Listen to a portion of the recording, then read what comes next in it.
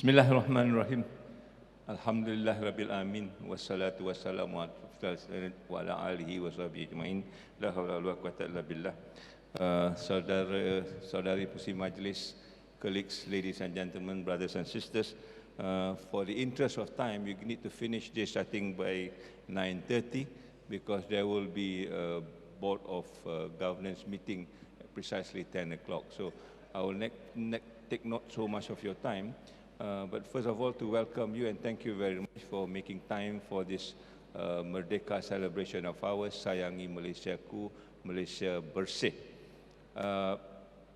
Arising from that, I just want to quickly go and brief you what we have done in the last 1 year or so since we last met, and to let you know how the university is progressing in the context of Malaysia moving forward and also IUM moving forward, inshallah. Yeah? Very briefly, I want to report to you some of the good news that we are having in the last 6 months or so, and what are we going to do to progress forward for the next 1 year, inshallah.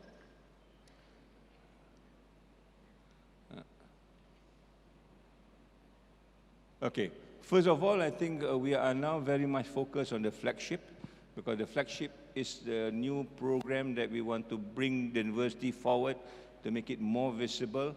And these are some of the elements that we are now looking at in the context of how do you actually evaluate a flagship. I think most of us here has got a flagship program associated with it, one way or the other. Maybe a few of you are still in the days of what flagship is all about, but generally, I'm sorry, it's not too clear. But generally, I think when we look at the flagship, these are some of the things that we are now trying to attack and try to evaluate at the end of the day to see how successful we are as a university in bringing this flagship forward. One is the number of people who are involved, the collaborators. Second is what sort of progress are we getting from a quarterly basis. I think we're going to have a full report by end of September, which is the third quarter. And then we're going to work on what sort of impact. Yeah? Impact means not just the regular KPIs, but also the KIP, what we call the intangibles. We want to also capture that at the same time. What are the resources that we are using? How resourceful are we? And finally, the question of what activities are they involved? And last but not least is the question of publication, the regular stuff that you have been doing all along. Yeah? What it means here, for example, when we look at, go back. Yeah, when it means here, for example, the numbers of projects that we have got, people who are involved, is 277 at the moment in time, as per last week also. And the number of external parties is 152. This is important because some of them are funders of the project. They get involved and they become part and parcel of the donors and funders at the same time. So the more external parties involved, people who then support the flagship program, will be important for us. Yeah? In the context of progress reports, all of them had submitted their report. About 40% submit their report on time. In other words, come the end of the 3 months, you already submitted your report so that we can process it, and 90% of them are submitting the whole progress report as such. So I think the performance is very good in this particular context. We can see what sort of progress that we are making over a period of 3 months. Impacts, what are the SDGs that is involved here, and how much of it are also related to Maqasid Asyariah. This is something which is still people are still learning what to do, and we're trying to make it better as we go along. Resourcefulness, I think this is something that we are very proud to talk to you about. We have got about 33 research applications. 9 of them are approved, but the amount that was approved is received is about 180 million funds at the moment in time. So we are funding this at the same time as we move along to make it happen.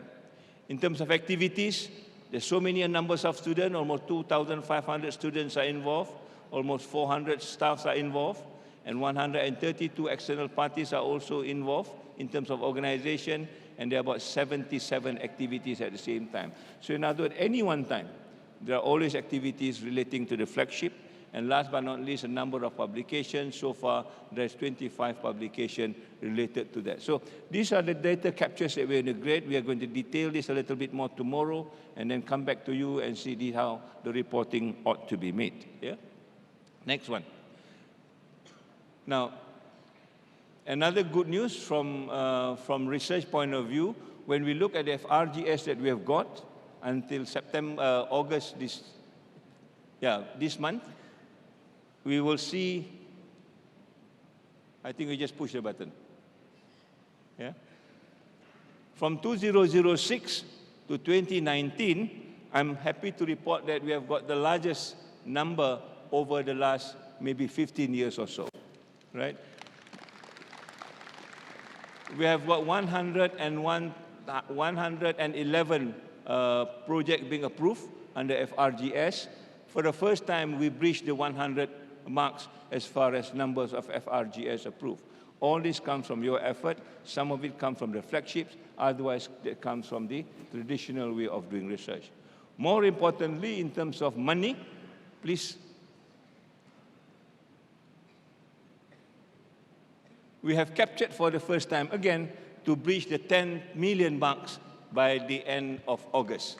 So we've got 10.5 million ringgit in the context of FRGS. Now, I want to give you the assurance, if we work closely together, we will breach this even more next time we do it. So in other words, there are enough platforms now for us to work together and make sure that we will get the income or the funds that we need to do research working together, inshallah. Yeah? Next, very quickly. These are just some of the data captures of some of the more prominent flagships that you know. For example, we're going to present the progress report for all flagships in this manner. River of Life, next. Yeah. What this is all about, this is the most popular flagship you remember during the Takrim days. Next.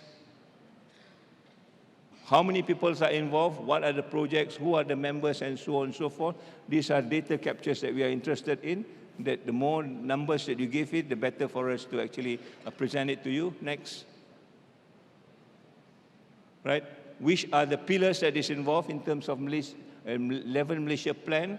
What are the SDGs that is involved, and what are the activities, and what do we actually do in this particular context? So we are going to also do the narrative at the same time, not just numbers, so that it explains to people what the flagship program is all about. You can move swiftly now. So what it is all about, next. Yeah, what does it do, next?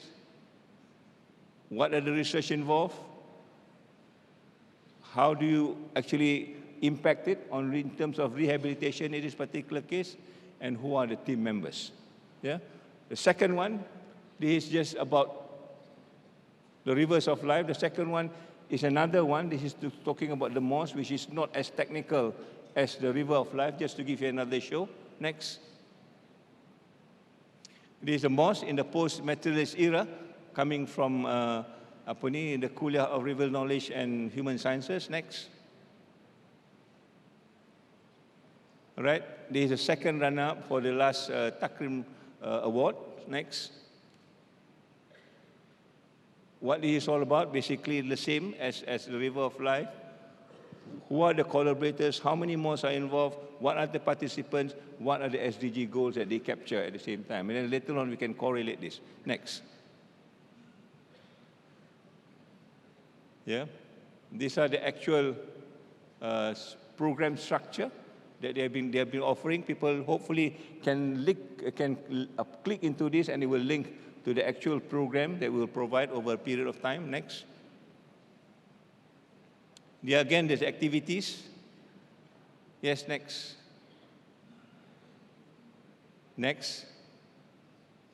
And who are the contacts and who are the people that is involved, right? Next one, I want to take you this quite slowly, because this is something to me is very unique. And I think if I've gone through this, you'll find that this program is voted as the best program for the flagship. Next. Yeah. And we were involved in Kemaman. I was personally there to see what this project is all about. In contrast with the other two projects, this one really brings meaning to human life and human dignity. Let's go. Next. Yeah. They won the overall prize on the Takrim Day. Next. And also the community engagement. under the DR Student Development and Community Engagement. Next. Yeah. And they've been doing this since 2012. Yeah. So this is the 2012 organization with Jakim and Jaib. Next. This is another 2014 in Cameron Highland. Next. This is 2015. Next. 2016. 2017 with various other association or organization involved. 2018 now. I was told until this period, the number is no more than 100. Yeah? But this year when we went to Kemaman, the number is 150 odd from various states and from 2 countries, Cambodia, Indonesia, and we hope to have different ASEAN countries coming in next year, inshallah. Right. These are the details of it. Yeah. I want to apologize for some of the pictures that may not be suitable for you, but these are the reality of life. Yeah. From the situation of what they call themselves maknya, how do you bring back to the normal person? Imagine these are men, although they appear like women, but they are men. So if they don't wear hijab, it's okay because they are men, they are not women. Okay, next. This is June. Yeah, it's a man, remember, not a woman. Then what was June? June now has gone to Mecca. We have been totally transformed. Yeah, dia baru saja the intervention was 2011, and then he went to Umrah, and recently I think there's another one that went to. There's a big transformation. Yeah, the same thing. This is June. Now, he used to be Ibu Ayam, now he's a Nasi Ayam. So a very nice shift. Yeah, from what he's doing, from something which is not halal to something which is now halal in the terms of income. Next. Yeah. They've been trying to get people to sponsor Hajj, and this last year they were successful. I think you know this story. Next. Next, from Tabung Haji. And this is one of the story of one of the maknya who is now being transformed, went to Haji and came back. All right, next picture. Yeah, this appeared in the newspaper. I think all of you must have read it. Again, a very phenomenal transformation from who he was to what he is now. Another one, Amy. Yeah, remember, still a man, not a lady. Next.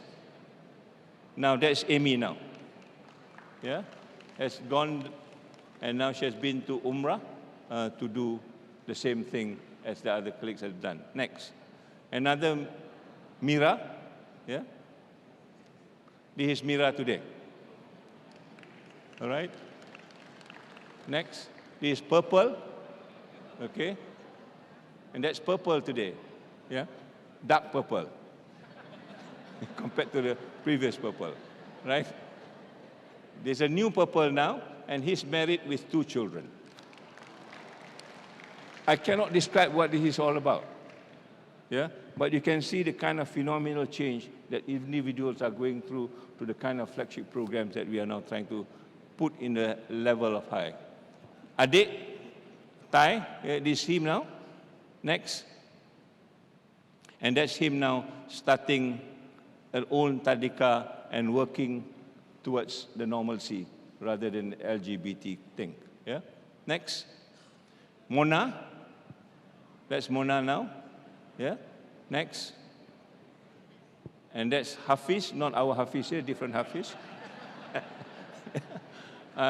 Is still in rehabilitation, and he's now, the wedding year is 2014. So he divorced his old wife and married a real wife. All right? And that's the story of Hafiz.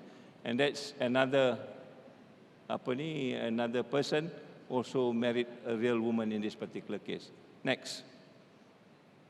Dayang, who is a sex worker in Kuantan, a very sad story. Next. Dayang passed away. And in the story, Dayang passed away last year, September, but he managed to do the tawbah before leaving this world. Again, a tremendous contribution that cannot be documented in many other ways except for issues of this nature. Next.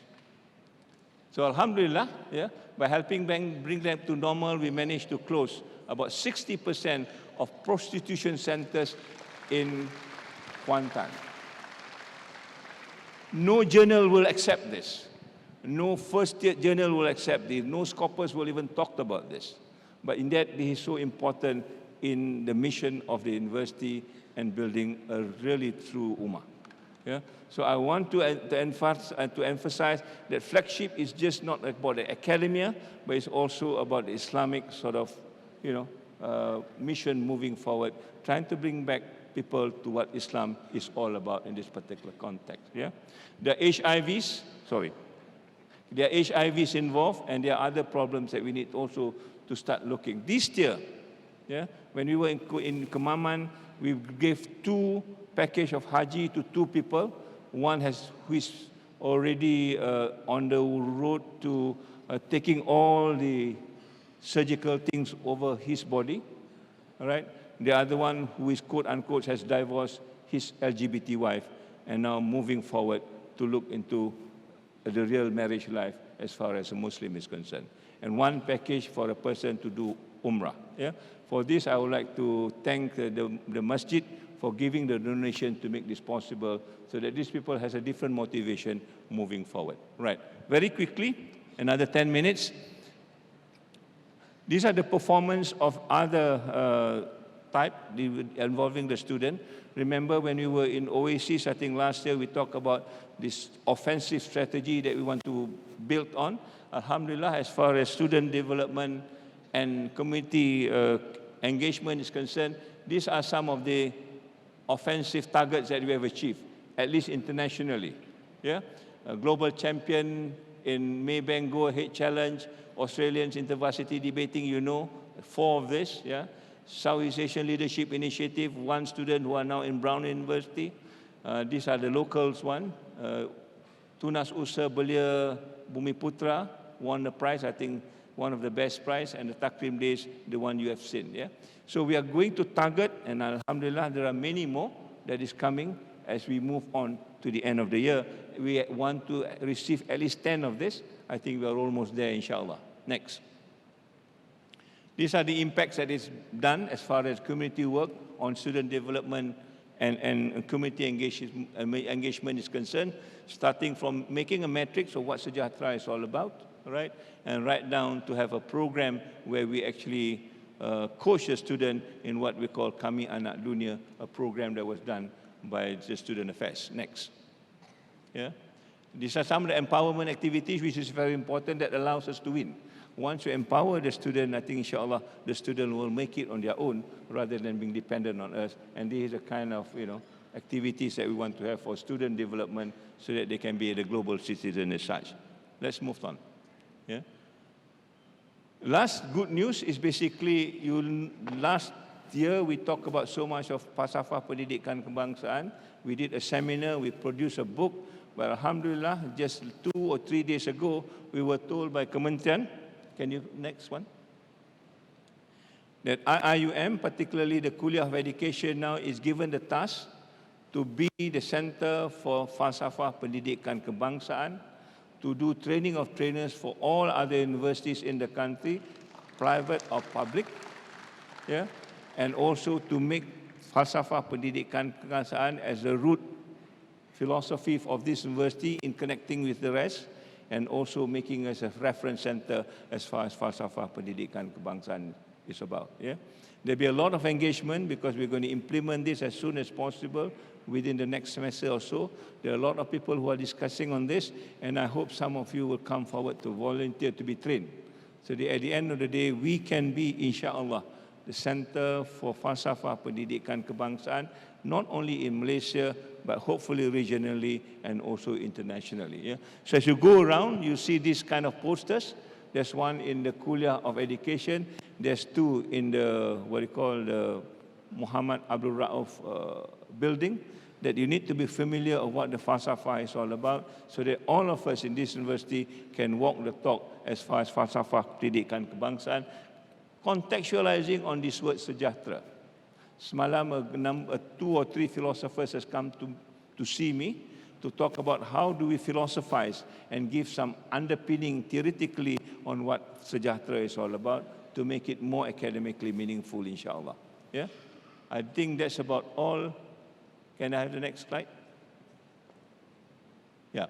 Next is just to very briefly indicate to you these are these flagship programs that we have done as far as sustainable development is concerned. Can I have the next slide? Go on. Go on. Yeah? In other words, we are beginning to track as far as the sustainable development. We know these are the major projects that we're going through. One is on education, one is on health, one is on poverty, and the other one is on peace and also conflict resolution. Yeah? These are the major areas that we are working on, but the rest are also equally important. So in other words, we have got a forte now. When we talk about sustainable development, what are we good at? These are some of the indicators that we can tell people that we can work with you on some of the sustainable development goals. Next. Yeah? As we analyze it, go on. Go on. Yeah. As we analyze the sustainable development goal over Maqasid Asyariah, we see this very clearly.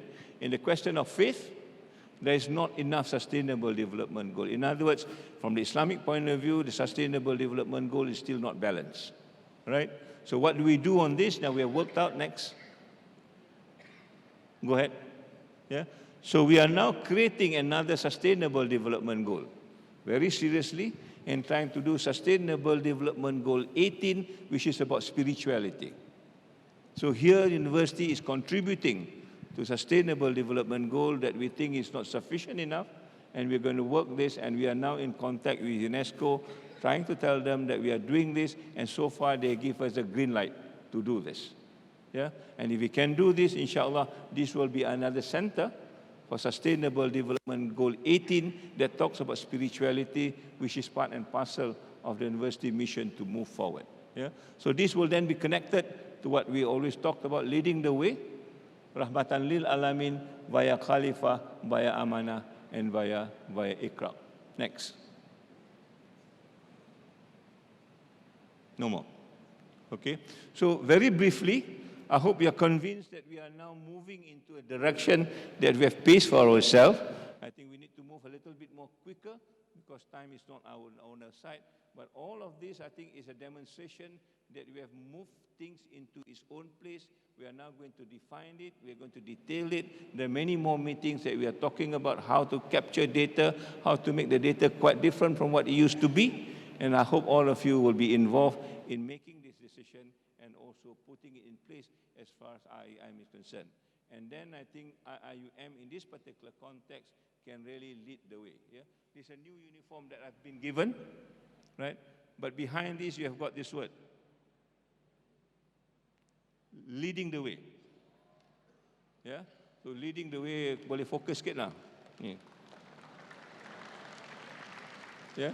So keep on reminding ourselves, we lead the way, the Khalifah, the Amanah, the Iqra, and also Rahmatan lil Alamin. Inshallah, let's make dua that this Merdeka Day will be an auspicious day for us, and also to liberate the university from all the other encumbrances, and also to lead the way as an autonomous university, very independent academically in deciding which way we move forward.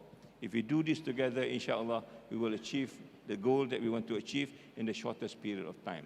So I must apologize for this very scanty and very short presentation because of the constraint of time, but I hope I've managed to give you some indication of where we are and where we are moving forward, inshallah. Thank you very much. Assalamualaikum warahmatullahi ta'ala wabarakatuh.